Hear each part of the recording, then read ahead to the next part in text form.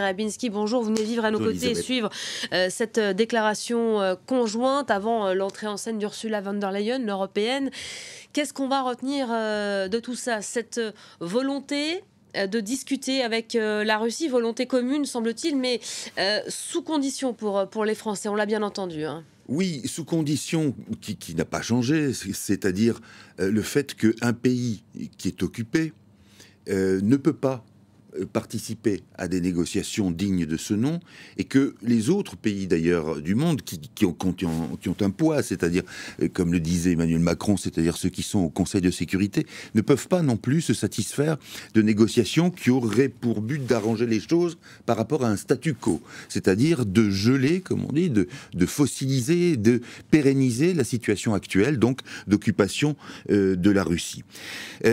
Deux choses qui me paraissent importantes. D'abord, Xi Jinping, le président chinois, dans sa prise de parole, a effectivement mentionné un certain nombre de choses importantes, dont par exemple le renoncement au nucléaire et aussi la vigilance vis-à-vis des combats lorsqu'ils touchent des installations civiles. Et on pense à Zaporizhzhia, bien sûr.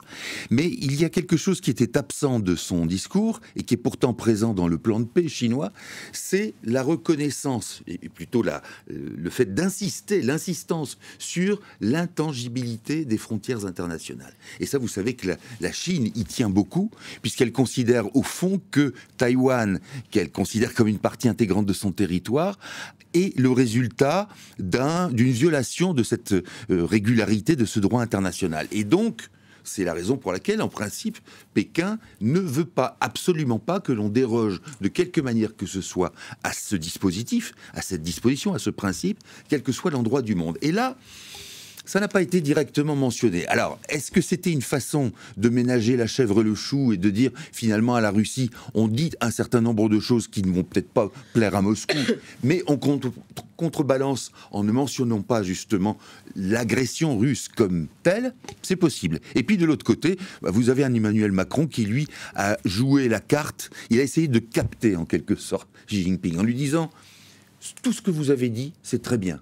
Mais pour que ça se réalise, il ne faut pas qu'on soit dans un climat de désordre, dans un climat de chaos.